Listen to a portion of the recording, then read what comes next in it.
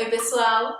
A gente está aqui agora com a nutricionista Andréia Meirelles. Ela vai tirar umas dúvidas pra gente sobre a dieta vegetariana e fazer a gente entender um pouco melhor quais são os benefícios e quais são as questões relacionadas a esse tipo de dieta. Bem-vinda, Andréia. Oi, Ju, obrigada. De nada. Vamos lá, eu queria começar, queria que você começasse me dizendo as diferenças, porque muito se fala em vegetarianismo, veganismo, quais são as diferenças dos termos? Realmente tem uma certa confusão aí. Vegetarianismo é a pessoa que não consome carne. E dentro do vegetarianismo existem várias classificações. Então a gente tem o ovo-lacto vegetariano, que é aquela pessoa que ela não consome carne, nem peixe, nem frango, nem carne bovina, mas ela consome ovo, leite e derivados. A gente tem os lacto-vegetarianos, que são pessoas que consomem somente vegetais, leite e derivados do leite, né? Queijos, iogurtes, manteiga. A gente tem os veganos, que são pessoas que optam por não consumir produto nenhum de origem animal. Então eles não consomem nem carne, nem ovo, nem leite, nem queijo, nem nada disso. E existe uma classificação que eu posso estar enganada, mas eu acho que é semi-vegetariano, que é aquela pessoa que de vez em quando come peixe e ele se intitula um pouco vegetariano. Próxima pergunta, a gente viu uma pesquisa do Ibope de 2012, bem interessante, assim, na pesquisa eles dizem que 8% da população do Brasil já é vegetariana, mas esse índice é ainda maior com as pessoas entre 65 e 75 anos. Disse que os adultos nessa fase da vida, eles formam 10% da população que não come nenhum tipo de carne animal. Você vê algum motivo, assim, pensa alguma razão para isso? Para essa demanda ser mais alta? Engraçado, isso até me surpreende, porque na prática clínica, o que eu vejo são pessoas mais jovens buscando adotar esse modelo de alimentação, motivados por questões ideológicas, religiosas, né? Mas há uma tendência aí na mudança do comportamento.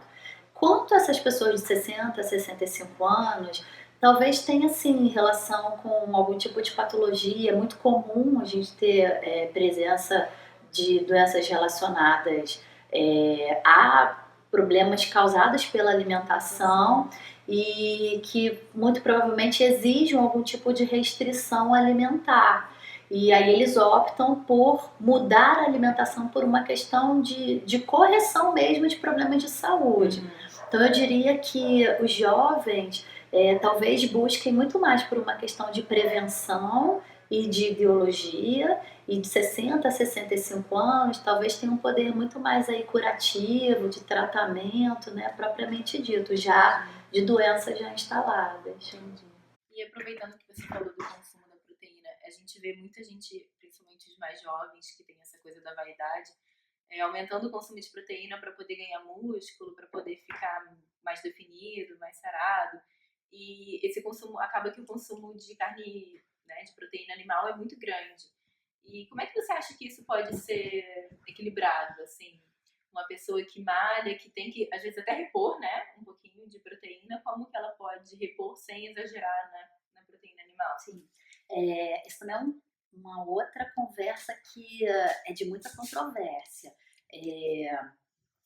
Os fisiologistas mais sérios, eles dizem que, na verdade, esse consumo de suplementos proteicos, eles estão muito mais relacionados ao ganho comercial, então isso gera um movimento de dinheiro muito grande, do que com os benefícios que eles trazem realmente para o corpo. É fato que para você ter uma recuperação muscular pós-exercício, o que você precisa de repouso mecânico mesmo. Então é o repouso pós-treino.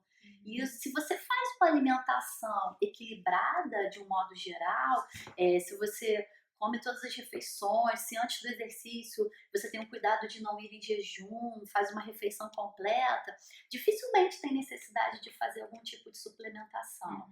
O problema é que a gente confunde muito atleta com praticante de atividade física. Então, na grande maioria das vezes, a gente vê o indivíduo que ele vai na academia e ele passa lá 1 hora, e não necessariamente aquela 1 hora praticando exercício, e ele já se vê na necessidade de fazer uma suplementação.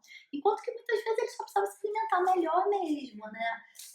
Eu digo sempre que é melhor a gente comer comida de verdade do que fazer suplementos com pozinhos. Então, normalmente, né, a gente está falando de uma maneira geral, não há necessidade de suplementar. Casos específicos, a gente faz uma análise e aí sim, você acaba suplementando. Você acha que esse crescimento entre os jovens é moda? Você tem muita gente aderindo, no seu ponto de vista, assim, até como consumidor, você tem muita gente aderindo a esse tipo de dieta, virando vegetariano, vegano, enfim, para estar no grupo, para estar socialmente aceito. Eu acredito que não. Acho que moda vira até um conceito um pouco pejorativo, né? Eu diria que é uma tendência. Assim como a gente vê essa preocupação maior no consumo da indústria têxtil, automobilística, a comida, a alimentação acaba seguindo um pouco isso. E o vegetarianismo, o veganismo, ele reflete muito isso, né? A preocupação que as pessoas têm com relação ao desmatamento, o consumo de carbono, né? A gente sabe que carnes que vêm de um lugar distante, então tem também todo esse impacto ambiental no transporte. A gente está falando aí de diversas variáveis, né? Eu diria que está muito mais relacionado a uma tendência, uma preocupação de um modo geral, do que com moda, mudança de comportamento. Sim. Existe alguma doença assim pontual? Você falou até que o consumo exagerado faz mal, mas tem alguma doença específica relacionada ao consumo excessivo de proteína animal? Existem alguns trabalhos que correlacionam a redução da presença de câncer com a redução de proteína animal. Então, toda vez que a gente fala em trabalhos científicos, é muito amplo, porque cada trabalho segue uma linha, mas enfim, quando um trabalho aponta uma evidência nesse sentido, desperta a curiosidade e o interesse. Já se sabe que em alguns tratamentos oncológicos o paciente se beneficia se ele retira a proteína animal. Tem algumas patologias relacionadas à parte imunológica que estão muito relacionadas também a isso. Então, é bem individualizado, né? Não dá para generalizar.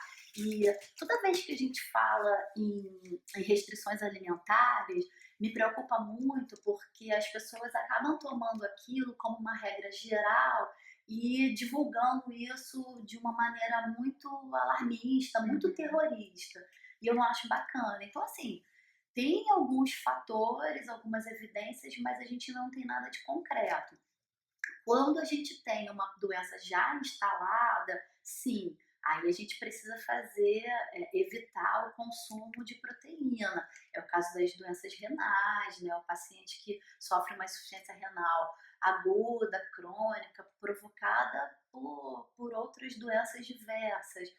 Paciente que tem ácido úrico elevado, mas a gente dizer que o consumo de proteína vai provocar uma doença, não, a gente não tem evidências nesse sentido, não.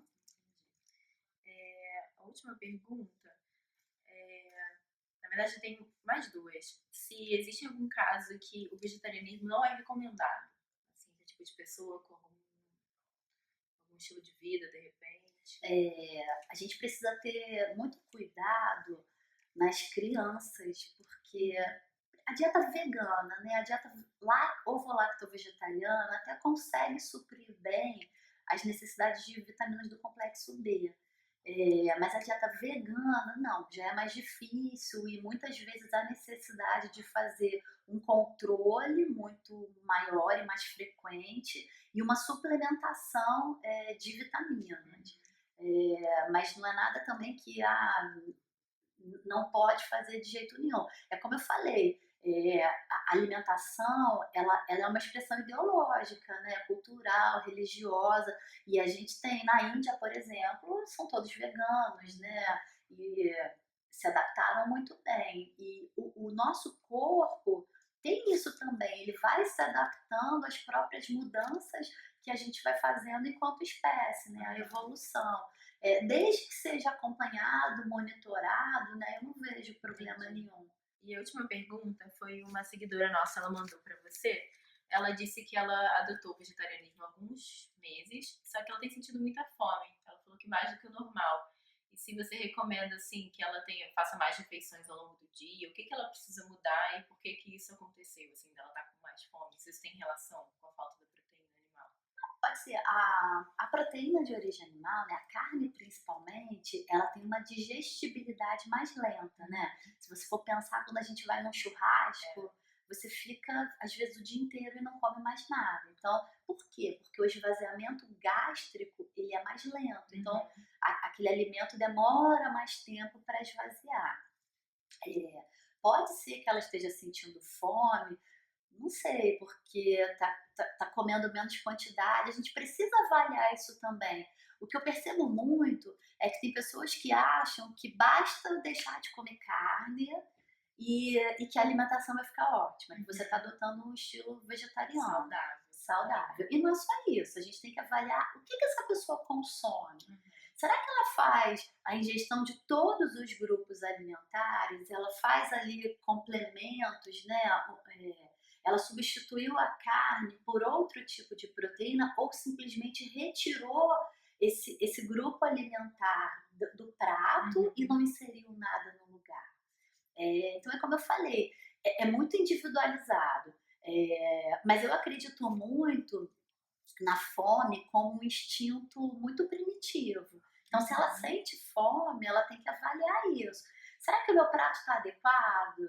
Conversar talvez com um profissional. Acho que sempre quando vai se fazer uma mudança, é legal conversar com um nutricionista, com um nutrólogo, para traçar uma estratégia dentro da sua realidade, da sua rotina, o que a gente pode mudar ali para que não haja nenhum comprometimento da sua saúde. Porque senão fica uma coisa muito equivocada. Você simplesmente retira uma carne, não vou deixar de comer carne, comer leite, e você não consome outros alimentos.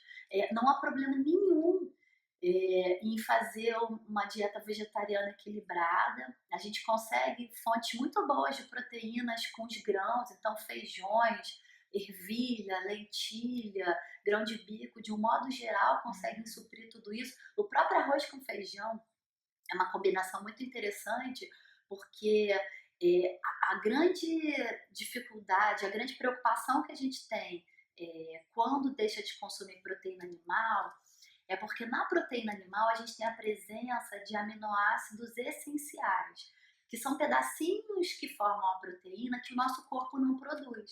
Então só tem os produtos de origem animal. É completa. Só que, por exemplo, o arroz e o feijão, eles têm um perfil de aminoácidos que é muito interessante. O que falta no arroz, o feijão completa. O que falta no feijão, o arroz completa. Então, quando você faz combinações de produtos de origem vegetal, você acaba atendendo isso. Por isso que é só uma questão de planejar. Por exemplo, a gente vai ter, às vezes, uma pessoa que ela deixou de comer carne e ela não curte feijão. Aí, certamente, essa pessoa vai ter algum problema. E quanto à questão da fome dela, eu acho que, assim, chama a atenção que uma coisa não tá legal, mas que não necessariamente é um problema da dieta vegetariana. Era legal ela procurar alguém para investigar melhor isso, né? Tá ótimo, André, obrigada. Nada. Foi ótimo. Então termina aqui nosso encontro com a nutricionista e fique ligado para os próximos vídeos. Tchau, tchau.